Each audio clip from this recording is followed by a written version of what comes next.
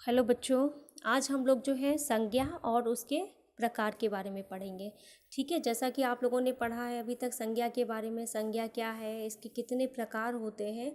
तो आज हम सभी लोग जो है संज्ञा संज्ञा जो होती है, रविन्द्रनाथ टैगोर जैसे कि विश्व प्रसिद्ध कवि, लेखक तथा साहित्यकार हैं। इनका जन्म बंगाल में हुआ और गीतांजलि नामक काव्य ग्रंथ पर इन्हें नोबेल पुरस्कार मिला था। तो यहाँ पर जो क्लास में अध्यापक हैं वो पूछ रहे हैं, रवि क्या तुम बता सकते हो कि उपरोक्त पंक्तियों में कौन कौन से संज्ञा शब्द आए हैं। तो रवि ने कहा, हाँ अध्यापक जी, इन पंक्तियों में रविन्द्रनाथ टैगोर व्यक्ति यानी कि और जो है वो एक व्यक्ति का नाम है, और गीतांजलि एक पुस्तक का नाम है, तथा बंगाल एक स्थान का नाम है जो कि व्यक्तिवाचक संज्ञा है। कवि, लेखक तथा साहित्यकार यहाँ पर जातिवाचक संज्ञा है। तो उपरोक्त उदाहरण द्वारा हमने ये जाना कि संज्ञा किसी प्राणी, वस्तु, स्थान या भाव का ही नाम है। व्याकरण में संज्ञा का महत्वपूर्ण स्थान है। यह दो शब्दों के योग से बना है, सम और ज्ञा। इन शब्दों की संधि करने पर शब्द बनता है संज्ञा। सम का अर्थ है सम्यक और ठीक का अर्थ है, ज्ञा का अर्थ है ज्ञान अथवा पहचान। इस प्रकार इसका अर्थ हुआ सम्यक ज्ञान कराने वाला शब्द। और परिभाषा क्या होती है? किसी प्राणी, वस्तु, स्थान, भाव या अवस्था के नाम को संज्ञा कहते हैं। तो यहाँ पर जो है बच्चों, आपको स्थान का नाम बताना है कि यहाँ पर किस स्थान का नाम आया है। ऊपर के वाक्यों में स्थान में किसका नाम आया है। अगला है, संज्ञा के तीन भेद हैं कि व्यक्तिवाचक संज्ञा, जातिवाचक संज्ञा और भाववाचक संज्ञा। ये तीन प्रकार की होती है।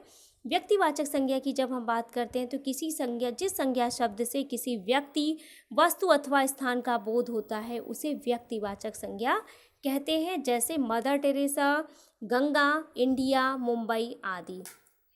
विशेष बात यह होती है कि व्यक्तिवाचक संज्ञा विशेष व्यक्ति का ही बोध कराती है।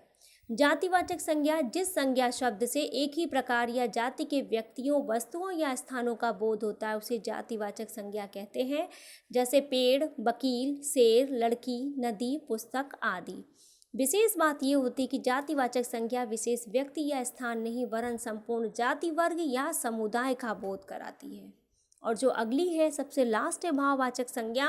तो जिन शब्दों से संज्ञा के गुण, देश, दोष, भाव, अवस्था आदि का बोध होता है उसे भाववाचक संज्ञा कहते हैं। जैसे क्रोध, मैत्री, शत्रुता, अच्छाई, प्रसन्नता, बचपन आदि। और इसकी विशेष बात ये होती है कि भाववाचक संज्ञा को केवल महसूस किया जा सकता है, जिसे देखा या छुआ नहीं जा सकता है, जैसे किसी भावना को। ठीक है, इसका प्रयोग प्रायः एक वचन में ही होता है। ठीक है, अब हम जो है आगे कुछ विद्वानों ने अंग्रेजी व्याकरण में भी संज्ञा के दो भेद और बताए हैं, जैसे कि द्रव्यवाचक संज्ञा, जिसे कि मैटेरियल नाउन भी बोलते हैं, और समुदायवाचक संज्ञा, जिसे कि इंग्लिश में कलेक्टिव नाउन कहते हैं। तो द्रव्यवाचक संज्ञा वो होती है, वे संज्ञा शब्द जिनसे किसी द्रव, धातु या पदार्थ का बोध होता है उन्हें द्रव्यवाचक संज्ञा कहते हैं। जैसे दूध, पानी, तांबा, लोहा, गेहूँ, चावल आदि। इसी प्रकार से समुदायवाचक संज्ञा वे शब्द जो किसी एक ही जाति के व्यक्तियों, वस्तुओं या स्थानों के समूह या समुदाय का बोध कराते हैं उन्हें समुदायवाचक संज्ञा कहते हैं। जैसे भीड़, झुंड, परिवार, दाल, देश आदि। और इसकी विशेष बात ये होती है कि व्यक्तिवाचक संज्ञा का प्रयोग हमेशा एक वचन में किया जाता है, पर जब व्यक्तिवाचक संज्ञा किसी व्यक्ति विशेष का बोध न कराकर उसके गुण, अवगुण अथवा स्वभाव वाले व्यक्तियों का बोध कराए तो उसका प्रयोग जातिवाचक संज्ञा के रूप में, बहुवचन के रूप में किया जाता है। Clear to everyone? जैसे कि जयचंद कन्नौज का देशद्रोही राजा था, यहाँ व्यक्तिवाचक संज्ञा एक वचन के रूप में प्रयोग हुआ है, लेकिन जब जयचंदों से देश को खतरा, यहाँ जयचंदो जब आया है तो इसका बहुवचन के रूप में प्रयोग किया गया है। इसी प्रकार विभीषण लंका के राजा रावण का भाई था जो राम से जा मिला, इसे एक वचन में प्रयोग किया गया, लेकिन जब दूसरे सेंटेंस में भारत में विभीषणों की कमी नहीं है तो यहाँ विभीषण को बहुवचन में प्रयोग किया गया है। इसके पहले भी मैंने आपको बताया था कि नेताजी लोगों का नेतृत्व करते हैं, तो यहाँ पर नेताजी जो है जातिवाचक है, लेकिन जब नेताजी सच्चे देशभक्त थे तो सुभाष चंद्र बोस जी के बारे में जब बात हुई तो यहाँ पर व्यक्तिवाचक शब्द के रूप में इसका प्रयोग किया गया। इसी प्रकार नेहरू जी कश्मीर के प्रसिद्ध ब्राह्मण जाति के थे, तो ये जातिवाचक है, और नेहरू जी हमारे देश के पहले प्रधानमंत्री थे, तो यहाँ पर व्यक्तिवाचक है। इसी प्रकार से प्रार्थना, प्रार्थनाएं, अच्छाई और अच्छाइयाँ शब्द का प्रयोग किया गया है।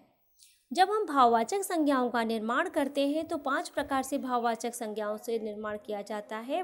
जैसे कि जातिवाचक संज्ञाओं से जब भाववाचक संज्ञाओं का निर्माण किया जाता है तो सज्जन से सज्जनता, मजदूर से मजदूरी, इंसान से इंसानियत, सेवक से सेवा, माता से मातृत्व और बूढ़ा से बुढ़ापा बन जाता है।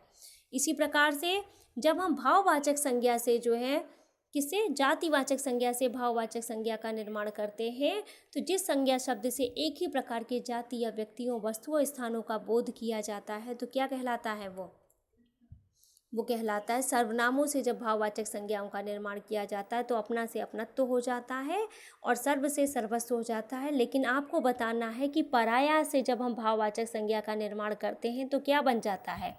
पराया शब्द से जब हम सर्वनाम से जब हम भाववाचक संज्ञा का निर्माण करते हैं तो क्या शब्द बनता है, आपको कमेंट बॉक्स में बताना है। अगला है विशेषणों से भाववाचक संज्ञाओं का निर्माण। तो विशेषण कंजूस से कंजूसी, अधिक से अधिकता, ऊंचा से ऊंचाई, सफ़ेद से सफ़ेदी, लाल से लालिमा और गर्म से गर्माहट और सभ्य से सभ्यता। इसी प्रकार जब क्रियाओं से भाववाचक संज्ञाओं का निर्माण करते हैं तो धोना से धुलाई, चुनना से चुनाव, कसलना से कसावट, घबराना से घबराहट, लूटना से लूट, हंसना से हंसी।